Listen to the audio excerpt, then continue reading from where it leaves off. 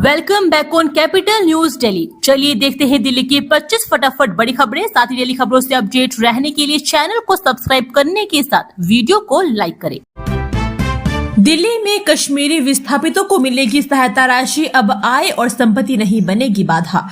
राजधानी में रहने वाले जम्मू कश्मीर के विस्थापित परिवारों को सहायता राशि देने के लिए आय की सीमा की अनिवार्यता समाप्त कर दी गई है। इससे दिल्ली सरकार में पंजीकृत लगभग 1832 विस्थापित परिवारों को लाभ मिलेगा। मुख्यमंत्री रेखा गुप्ता ने कहा कि सरकार ने जम्मू कश्मीर के विस्थापित परिवारों को दी जाने वाली मासिक सहायता राशि से संबंधित कई प्रस्तावों को स्वीकृति दी है। एक परिवार में 4 सदस्यों को मिलेगा लाभ। उन्होंने कहा कि एक ही परिवार में अधिकतम 4 सदस्यों को इसका लाभ देने का प्राविधान है। इन परिवारों को 1 अप्रैल तक के अपने सदस्यों की जानकारी और उनके आधार विवरण को अपडेट करने का मौका मिलेगा। किसी भी लाभार्थी को पहले किसी कारण अधिक सहायता राशि मिली होगी तो वह पैसा उनसे वापस लिया जाएगा। इस पूरी पहल का मुख्य उद्देश्य सरकारी रिकॉर्ड की गलतियों को सुधारना है। दिल्ली जर्मनी साझेदारी मजबूत, सीएम रेखा गुप्ता और थुरिंगिया के मारियो वोइगिन ने 5 क्षेत्रों में सहयोग पर की चर्चा। दिल्ली सचिवालय में सोमवार को भारत और जर्मनी के बीच द्विपक्षीय संबंधों को जमीनी स्तर पर मजबूत करने की दिशा में एक बेहद महत्वपूर्ण बैठक संपन्न हुई। दिल्ली की मुख्यमंत्री रेखा गुप्ता ने जर्मनी की थुरिंगिया राज्य के मुख्यमंत्री मारियो वोइगिन के साथ आए उच्च स्तरीय प्रतिनिधिमंडल के सौजन्य से भेंट की। इस दौरान दोनों नेताओं के बीच दिल्ली और थुरिंगिया के बीच तकनीकी साझाकरण और सतत विकास और युवाओं के लिए वैश्विक अवसरों को बढ़ावा देने के लिए एक बेहद सार्थक और दूरगामी चर्चा हुई। दिल्ली के किसानों को बड़ी राहत, फसल नुकसान पर अब मिलेगा 75,000 प्रति हेक्टेयर की दर से मुआवजा। आपदा से फसल को नुकसान होने पर अब दिल्ली के किसानों को पहले से अधिक क्षतिपूर्ति राशि मिलेगी। दिल्ली सरकार ने पिछले वर्ष मानसून के दौरान हुई अधिक वर्षा और जल भराव से जिन किसानों की फसल बर्बाद हुई थी उन्हें 75,000 रुपए प्रति हेक्टेयर की दर से क्षतिपूर्ति देने की स्वीकृति दी है। इससे दिल्ली के लगभग 10,000 किसानों को लाभ मिलेगा। मुख्यमंत्री ने कहा है कि अगस्त सितंबर 2025 के दौरान भारी वर्षा और खेतों में जल भराव के कारण 10,970.40 एकड़ कृषि क्षेत्र प्रभावित हुआ था। वर्ष 2015 में तत्कालीन सरकार द्वारा वर्षा से फसल नुकसान की स्थिति में किसानों को 49,421 रुपए प्रति हेक्टेयर की दर से क्षतिपूर्ति निर्धारित की गई थी। सीबीएसई 12वीं के पुनर्मूल्यांकन का पोर्टल शुरू, 1 दिन की देरी के बाद 2 जून को सुबह 4 बजे हुआ लॉन्च। सीबीएसई ने कक्षा 12वीं की उत्तर पुस्तिकाओं के पुनर्मूल्यांकन और उत्तर पुस्तिका की फोटोकॉपी के लिए आवेदन करने का ऑनलाइन पोर्टल सुबह मंगलवार 4 बजे शुरू कर दिया। पोर्टल 1 जून को शुरू होना था, लेकिन तकनीकी समस्याओं के कारण इसे शुरू नहीं किया जा सका। बोर्ड ने देरी के लिए छात्रों से माफी भी मांगी थी। छात्र अब आधिकारिक वेबसाइट cbse.gov.in पर जाकर पुनर्मूल्यांकन और उत्तर पुस्तिका की छायाप्रति के लिए आवेदन कर सकते हैं। सीबीएसई ने छात्रों को सलाह दी है कि वे पोर्टल पर लॉगिन करने से पहले जरूरी दस्तावेज तैयार रखें। पुनर्मूल्यांकन की प्रक्रिया में छात्र किसी भी उत्तर की जांच करवा सकते हैं, जिसके लिए निर्धारित शुल्क जमा करना होगा। बोर्ड जल्द ही पुनर्मूल्यांकन की अंतिम तिथि की भी घोषणा कर सकता है। कटरा वंदे भारत सहित कई ट्रेनों का रूट बदला। दिल्ली अंबाला रेलखंड पर 6 जून तक आवाजाही पर पड़ेगा असर। रेल परिचालन को बेहतर करने के लिए रेलवे सिग्नलिंग प्रणाली का उन्नयन कर रहा है। कई स्थानों पर इसे लेकर काम चल रहा है। इसी कड़ी में मोहरी एंड शाहबाद मारकंडा में नॉन इंटरलॉकिंग का काम किया जा रहा है।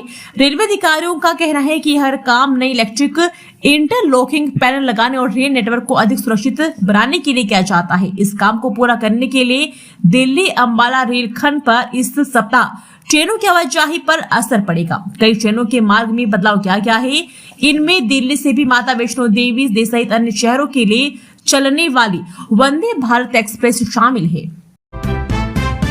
दिल्ली के सरकारी स्कूल बनेंगे डिजिटल और पर्यावरण अनुकूल, 2027 तक जीरो वेस्ट कैंपस का लक्ष्य।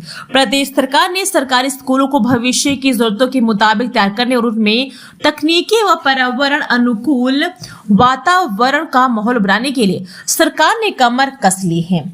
प्रदेश के शिक्षा मंत्री आशीष सूद ने सोमवार को संवाद कार्यक्रम के तहत जनकपुरी में पोशंगिरीपुर स्थित सीएमसी स्कूल में आयोजित एक उच्च स्तरीय बैठक में सरकारी स्कूलों की प्रधानाचार्य और स्कूल प्रमुखों के साथ हाइब्रिड मोड में सीधा संवाद किया। इस कार्यक्रम के कुल 5 जिलों और 11 जोनों के 422 सरकारी स्कूलों के प्रधानाचार्यों ने हिस्सा लिया।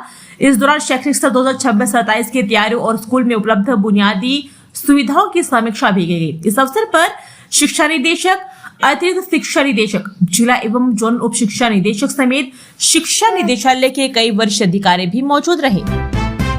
मुखर्जी नगर में कैंची से दर्जनों बार हमला कर सहकर्मी को मौत के घाट उतारा, आरोपित गिरफ्तार। मुखर्जी नगर में सोमवार सुबह दिल दहला देने वाला घटना सामने आई है। गद्दे बनाने की दुकान पर काम करने वाले 2 सहकर्मियों के बीच मामूली सी कहासुनी ने इस कदर खौफनाक रूप ले लिया कि कैंची से 2 दर्जन से अधिक वार कर अपने ही सहकर्मी की निर्ममता से हत्या कर दी। सहकर्मी जान बचाने के लिए सड़क पर दौड़ता रहा और हमलावर कैंची से प्रहार करता रहा। स्वजन का कहना है कि मृतक के शरीर पर करीब 40 वार पार किए गए। पुलिस ने आरोपित को गिरफ्तार कर लिया है। मृतक और हमलावर दोनों दिल्ली के पटेल चेस्ट में रहने वाले हैं। मेडिकल छात्र चिंतित, 28 को परीक्षा लाइब्रेरी में पड़े हैं नोट्स, लैपटॉप। सेदू लासाब में 5 मंजिला इमारत रहने के बाद मेडिकल के सैकड़ों छात्रों के सामने पढ़ाई का संकट पैदा हो गया है। हादसे के समय 7 वाली बिल्डिंग की लाइब्रेरी में 150 से अधिक छात्र सेल्फ स्टडी कर रहे थे। उनके notes, tablet, laptop, mobile phone, किताबें और अन्य अध्ययन सामग्री वहीं फंस गई। छात्र प्रशासन और पुलिस से सामान सुरक्षित दिलवाने की गुहार लगा रहे हैं।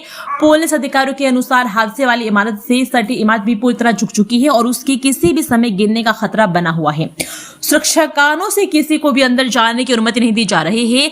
ऐसे में छात्रों का जरूरी सामान अभी तक बाहर नहीं निकाला जा सका है। असम निवासी छात्रा अटलांटा भी सोमवार को दोपहर बाद अपना लैपटॉप, आईफोन, चार्जर, पर्स और नोट्स लेने पहुंची।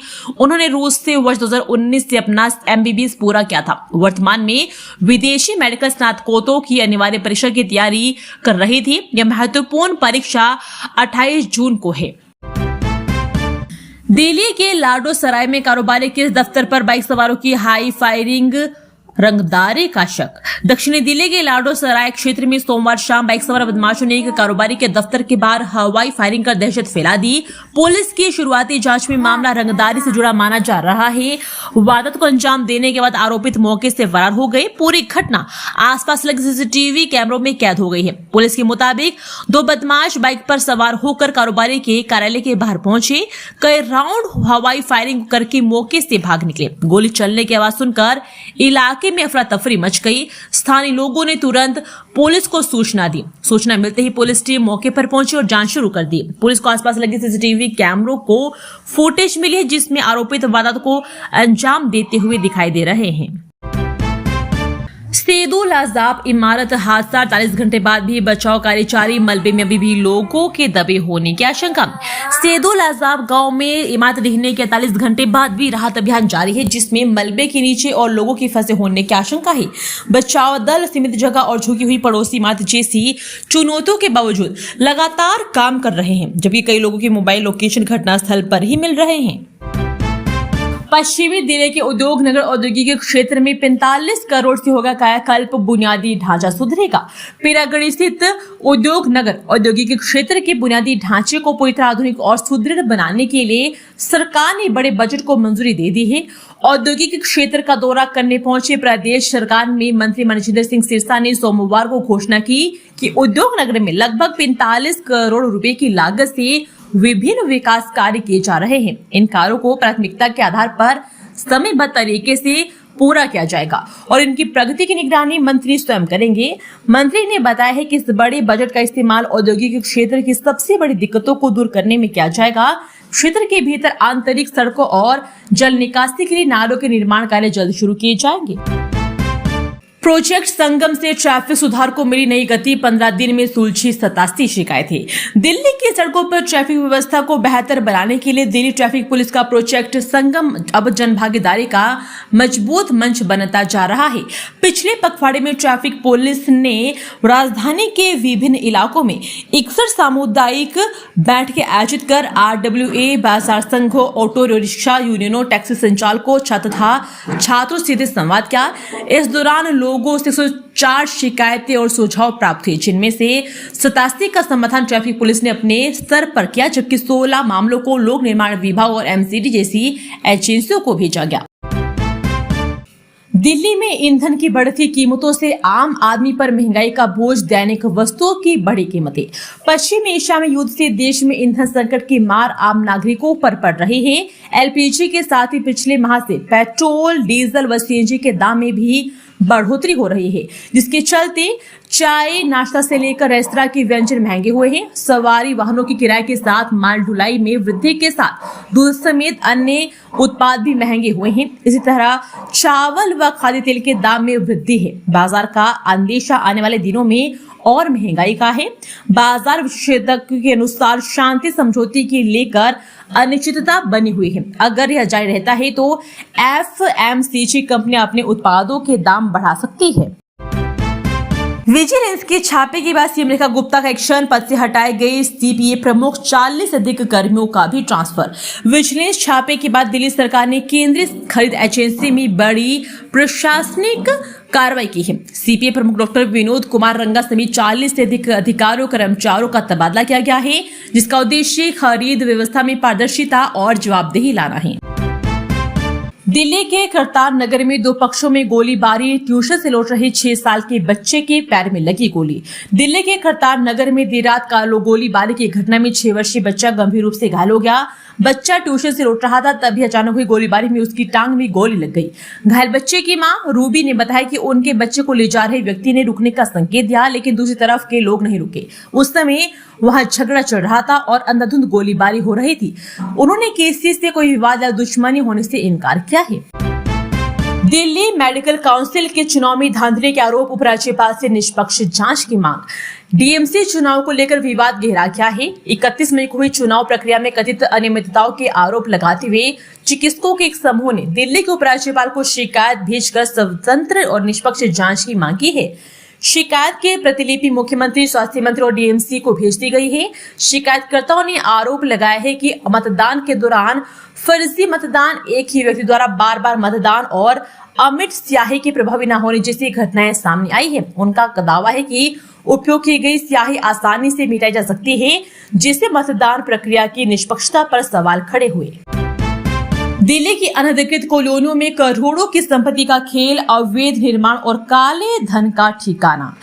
राजधानी दिल्ली में सेदू लाजाब में जहां 6 लोगों की मौत और 8 लोगों के घायल होने की घटना दिल्ली में अवैध निर्माण की कलई तो खोल दी है, लेकिन हैरानी की बात है कि सेदू लाजाब जैसी 69 ऐसी संभावित कॉलोनियां हैं जिन्हें सरकार नियमित नहीं करना चाहती है। फिर भी यहां पर करोड़ों रुपए से संपत्तियों की खरीद फरोख्त केवल जनरल पावर आर्टनी पर हो रही है, जिससे कोई मालिकाने का कानूनी अधिकार तक नहीं मिलता है। फिर भी लोग यह संपत्तियां खरीदते हैं। 100 वर्ग मीटर के फ्लैट की कीमत यहाँ पर 80 लाख से 1.5 करोड़ तक चुकी है। चूंकि समय के साथ इन कॉलोनियों में आवास के आधार पर व्यापार की बड़ी तेजी से बढ़ता है, इससे लोग काले धन को ठिकाने लगाने के लिए यहाँ पर संपत्ति खरीदते हैं और फिर वहां पर कोचिंग और ऑफिस खोलकर काले धन को सफेद करने का कार्य करते हैं। कांग्रेस का चांदनी चौकी सुध लो अभियान, पुरानी दिल्ली की बदहाली पर सरकार को घेरा। डीपीसीसी ने चांदनी चौकी सुध लो अभियान शुरू किया है, जिसके तहत पुरानी दिल्ली के विभिन्न क्षेत्रों की बदहाल स्थिति का मुद्दा करते हुए सरकार ने तत्काल प्रभावी कदम उठाने की मांग की जा रही है। इंटरनेट मीडिया आधारित अभियान की शुरुआत करते हुए डीपीसीसी के internet media chairman Rahul Sharma ने कहा है कि देश और राजधानी के ऐतिहासिक पहचान माने जाने वाले चांदनी चौक तथा पुरानी दिल्ली के अन्य इलाकों में हालत उसकी लगातार बिगड़ती जा रही है। सेंट स्टीफेंस कॉलेज को मिली पहली महिला प्राचार्य, डीओ की आपत्ति के बावजूद रुसान एलियास ने संभाला पदभार। डीओ और सेंट स्टीफेंस कॉलेज के बीच जारी प्रशासनिक विवाद के बीच नवनियुक्त प्रिंसिपल प्रोफेसर सुसान एलियास ने 145 वर्षीय इतिहास में पहली बार एक महिला प्राचार्य पदभार संभाला है। प्रोफेसर सुसान एलियास ने डीओ की आपत्तियों के बावजूद कॉलेज की 14वीं प्राचार्य के रूप में पदभार संभाला। सेंट स्टीफेंस कॉलेज में 12 मई को एलियास की नियुक्ति की घोषणा की थी। विश्वविद्यालय का कहना था कि नियुक्ति में विश्वविद्यालय अनुदान आयोग के नियमों का पालन नहीं किया गया है। डीयू ने इस मामले में यूजीसी से भी हस्तक्षेप की मांगी है। डीयू के रजिस्ट्रार विकास गुप्ता ने कहा है कि विश्वविद्यालय पहले ही यूजीसी को पत्र भेज चुका है और अब आगे की निर्देशों का इंतजार किया जा रहा है। क्या है दिल्ली पुलिस का प्रोजेक्ट संगम, जनता के साथ मिलकर सुधारी जा रही है राजधानी की रफ्तार। दिल्ली की सड़कों को जाम मुक्त और सुरक्षित बनाने के लिए ट्रैफिक पुलिस दिल्ली का प्रोजेक्ट संगम अब पूरी तरह रफ्तार पकड़ चुका है। जन भागीदारी के तहत लगाए जा रहे इस अभियान के तहत बीते 2 हफ्तों में पुलिस ने सख्त कार्रवाई की है। ट्रैफिक पुलिस ने residents welfare association, market association, auto rickshaw यूनियनों, टैक्सी एग्रीगेटर्स और स्कूली छात्रों के साथ कुल 61 कम्युनिटी मीटिंग्स की है। इस दौरान 104 शिकायतें और सुझाव मिले हैं, जिनमें 187 शिकायतों का ट्रैफिक पुलिस ने मौके पर ही निपटारा कर दिया। बाकी 16 मामलों को लोक निर्माण विभाग और दिल्ली नगर निगम जैसी एजेंसियों को भेज दिया गया है। दिल्ली सरकार शाहदरा में 200 करोड़ की लागत से बनाएगी 84 आवासीय फ्लैट, न्यायिक अधिकारों का होगा आशियाना। दिल्ली सरकार शाहदरा के सेंट्रल बिजनेस डिस्ट्रिक्ट में न्यायिक अधिकारों के लिए लगभग 200 करोड़ रुपए की लागत से 84 आवासीय फ्लैट बनाने की योजना बना रही है। इस परियोजना में 36 जिला न्यायाधीशों और 48 सिविल न्यायाधीशों के लिए आवास शामिल है, जिसके लिए डीटीसी डीसी सलाहकार फर्मों को आमंत्रित कर रहा है। तापमान के साथ बढ़ रही है आपके घर की महंगाई, भीषण गर्मी से जीडीपी को लगेगा झटका, सीएसई रिपोर्ट में खुलासा। हम अक्सर भीषण गर्मी को सिर्फ मौसम की मार या एक अस्थायी परेशानी मानकर छोड़ देते हैं, लेकिन सच ये है कि लगातार बढ़ती गर्मी और चढ़ता तापमान देश की अर्थव्यवस्था व आम आदमी की जेब को अंदर ही अंदर खोखला कर रहा है। प्रमुख think tank centre for science and environment की मंगलवार को जारी होने वाली नई report making Delhi heat resilient ने चेतावनी दी है कि यदि गर्मी का यही रुख रहा तो इस दशक के आखिर तक गर्मी के बढ़ते असर और श्रमिकों की घटती क्षमता के कारण देश को अपने जीडीपी का 4.5% तक का नुकसान उठाना पड़ सकता है। डीटीसी का यह बड़ा कदम आईआईटी कानपुर सुधारेगा वन दिल्ली ऐप और बसों के रूट, पिंक सहेली कार्ड ने बनाया रिकॉर्ड। डीटीसी परिवहन क्षेत्र को तकनीकी रूप से मजबूत करने के लिए आईआईटी कानपुर की मदद लेगी। डीटीसी ने इसके लिए सोमवार को परिवहन मंत्री डॉक्टर पंकज सिंह की मौजूदगी में आईआईटी कानपुर के एरावत रिसर्च फाउंडेशन के साथ MOU पर हस्ताक्षर किए। यह हस्ताक्षर ARF के चीफ ऑपरेटिंग ऑफिसर मनप्रीत और डीटीसी के उप महाप्रबंधक अशोक कुमार के बीच हुए। इसका पहला मकसद डिजिटल बदलाव, बेहतर सार्वजनिक परिवहन योजना तथा सुशासन को भी मजबूती प्रदान करना है। इस पहल के माध्यम से प्राप्त डेटा और डिजिटल प्रणालियां बसों की बेहतर तैनाती, रूट निगरानी, लास्ट माइल कनेक्टिविटी और साक्ष्य आधारित नीति निर्धारण में योगदान मिल सकेगा। धुरंधर देखकर तिल मिलाया दाऊद, आईएसआई के साथ बनाया दिल्ली मुंबई दहलाने का बड़ा प्लान, 8 आतंकियों ने उगले राज। आईबी के इनपुट पर दिल्ली, मुंबई, राजस्थान और पंजाब से गिरफ्तार किए गए पाकिस्तानी खुफिया agency ISI, Pakistani gangster Shahzad Bhatti और अंडरवर्ल्ड डॉन दाऊद इब्राहिम से जुड़े मॉड्यूल के 8 आतंकियों से पूछताछ में सुरक्षा एजेंसियों को कई चौंकाने वाली जानकारी मिली है। इसमें सामने आया है कि धुरंधर फिल्म के पार्ट 1 और 2 में जिस तरह से दाऊद इब्राहिम और पाकिस्तान को बेनकाब किया गया है, उससे आईएसआई तिल मिला उठी है। यही वजह है कि आईएसआई और दाऊद इब्राहिम ने भारत के हमले की साजिश रची है। दिल्ली और मुंबई में तबाही मचाने की कराची में आईएसआई ने आतंकियों की नई खेप तैयार की थी। सेदू लाजाब घटना पर निगमायुक्त ने मांगी रिपोर्ट, अवैध निर्माण पर जीरो टॉलरेंस के निर्देश। सेदू लाजाब की घटना के बाद निगमायुक्त संजीव खिरवानी, दक्षिणी जोन के उपायुक्त राकेश कुमार से घटना की फैक्ट फाइंडिंग रिपोर्ट मांगी है। इस पर भूमि का प्रकार, निर्माण का प्रकार, कब कब एक्शन हुआ और कब कब शिकायत आई थी, इसकी जानकारी मांगी है। जो भी मामला संज्ञान में आए उस पर त्वरित एक्शन के लिए। इसके साथ ही उन्होंने एमसीडी ने घटना के बाद इलाके में अवैध निर्माण पर अंकुश लगाने की कार्रवाई के तहत कुछ संपत्तियों के मालिकों को उनको कारण बताओ नोटिस भी जारी किया है। एमसीडी के अनुसार सभी संपत्तियां अवैध निर्माण के लिए चिन्हित की गई है। अगर 72 घंटे के भीतर संतोषजनक इनके संपत्ति मालिकों द्वारा नहीं मिलता है तो निर्माण को गिराने की कार्रवाई होगी। पूर्वी दिल्ली में ड्रग तस्करी कराने वाली एमटीडी यूनिवर्सिटी के छात्र समेत 3 गिरफ्तार, कॉलेजों में बेचते थे नशा। पूर्वी जिले के स्पेशल स्टाफ ने ड्रग्स की तस्करी करने वाले 2 छात्रों और उनके साथी के साथ गिरफ्तार किया है। उनकी पहचान कड़कड़ूमा गांव निवासी अभिषेक व प्रवीण और गणेश नगर निवासी लक्ष्य के रूप में हुई है। पुलिस ने इनके पास से 6.2 ग्राम MDMA व तस्करी में इस्तेमाल किए जाने वाले एक कार बरामद की है। दिल्ली में ड्रग्स की सप्लाई करता था। इनके संपर्क में दिल्ली के विभिन्न कॉलेज में पढ़ने वाले काफी विद्यार्थी थे। आरोपी से पूछताछ कर पुलिस पता लगा रही है कि 6 छात्र किससे ड्रग्स खरीदते थे। जिला पुलिस उपायुक्त राजीव कुमार ने बताया कि नशा मुक्त अभियान के तहत स्पेशल स्टाफ लगातार ड्रग्स तस्करों पर नजर रखे हुए था। टीम के इंचार्ज जितेंद्र मालिक को ASI अमर सिंह व अन्य अक्षरधाम मेट्रो स्टेशन से नोएडा जाने वाले मार्ग पर गश्त कर रहे थे। दिल्ली से फरीदाबाद, बल्लभगढ़ और पलवल तक दौड़ेगी नमो भारत ट्रेन। एनसीआर में बनेगा 60 किलोमीटर का नया रैपिड रेल कॉरिडोर।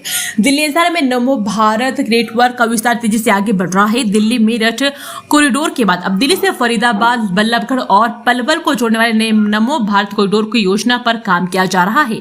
करीब 60 किलोमीटर लंबे इस प्रस्तावित रैपिड रेल कॉरिडोर के शुरू होने से दिल्ली और हरियाणा के प्रमुख शहरों के बीच यात्रा समय में बड़ी कमी आएगी। दिल्ली मेरठ, दिल्ली अलवर और दिल्ली पानीपत करनाल कॉरिडोर के बाद यह परियोजना एनसीआर में क्षेत्रीय कनेक्टिविटी को और मजबूत करेगी। प्रस्तावित कॉरिडोर दिल्ली के सराय काले खां से शुरू होकर फरीदाबाद, बल्लभगढ़ होते हुए पलवल तक जाएगा। नालों में बह जाता है 85% बारिश का पानी। दिल्ली जल बोर्ड का बड़ा एक्शन, 7500 प्लस सरकारी इमारतों में सुधरेगा हार्वेस्टिंग सिस्टम। राजधानी में प्रत्येक वर्ष औसतन 774.4 मिलीमीटर वर्षा होती है, लेकिन इसका लगभग 85% पानी नाला में बह जाता है। इस पानी का संचयन करने में भूजल स्तर में सुधार के साथ साथ दिल्ली की पानी की आवश्यकता पूरी करने में भी मदद मिलेगी। इसे ध्यान में रखते हुए दिल्ली जल बोर्ड ने पूरे दिल्ली में वर्षा जल संचयन अभियान शुरू किया है। जिसके प्रथम चरण में 500 नए वर्षा जल संचयन ढांचों का निर्माण करने के साथ ही नगर निगम दिल्ली, लोक निर्माण विभाग, दिल्ली शहरी आश्रय सुधार बोर्ड, शिक्षा निदेशालय तथा अन्य सरकारी विभागों ने भवनों में निष्क्रिय पड़े वर्षा जल संचयन प्रणालियों को फिर से कार्यशील बनाया जाएगा। घरेलू हिंसा केस में विधायक राजा भैया को दिल्ली एससी से झटका, कहा समन सही, अब क्या कोर्ट में पेश होना होगा। कोंडा से विधायक रघुराज प्रताप सिंह उर्फ राजा भैया के खिलाफ पत्नी भावनी कुमारी सिंह द्वारा दायर घरेलू हिंसा के एक मामले में ट्रायल कोर्ट द्वारा जारी समन को दिल्ली हाईकोर्ट ने सही ठहराया है। हाईकोर्ट ने राउस एवेन्यू के सांसद विधायक के लिए तय कोर्ट घरेलू हिंसा से महिलाओं का संरक्षण अधिनियम के तहत एक सक्षम मजिस्ट्रेट कोर्ट बनी रहेगी और मौजूदा विधायकों के विरुद्ध चल रही सुनवाई कर सकती है। रघुराज प्रताप सिंह ने ट्रायल कोर्ट के आदेश को चुनौती देते हुए तर्क दिया था कि सांसदों विधायकों के लिए नामित विशेष अदालत के पास घरेलू हिंसा से महिलाओं का आरक्षण अधिनियम के तहत दायर इस मामले की सुनवाई का अधिकार क्षेत्र नहीं है। गर्मी के टॉर्चर के बीच कूल खबर, दिल्ली में अब फ्री मिलेगा साफ और ठंडा पानी। भीषण गर्मी को देखते हुए दिल्ली नई नगर पालिका परिषद के नागरिकों को राहत देते हुए एक महत्वपूर्ण घोषणा की है। अब एनडीएमसी क्षेत्र के सभी 38 वोटर एटीएमओं पर 2 जून 2026 से पेयजल पूरी तरह निःशुल्क उपलब्ध करवाया जाएगा। एनडीएमसी उपाध्यक्ष कुलजीत सिंह चहल ने सोमवार को विभिन्न स्थानों पर वोटर एटीएमओं का निरीक्षण किया। निरीक्षण के दौरान उन्होंने मशीनों की कार्यक्षमता, स्वच्छता और पानी की गुणवत्ता का जायजा लिया। निरीक्षण के बाद चहल ने कहा कि बढ़ते तापमान में राहगीरों, मजदूरों, पर्यटकों और विद्यार्थियों को स्वच्छ एवं शीतल पानी उपलब्ध करवाना एनडीएमसी की प्राथमिकता है। दोस्तों, वीडियो पसंद आया तो वीडियो को लाइक एवं चैनल को सब्सक्राइब कीजिए और कमेंट करके बताइए कि आप दिल्ली के किस जगह से इस वीडियो को देख रहे हैं। जय हिंद, वंदे मातरम।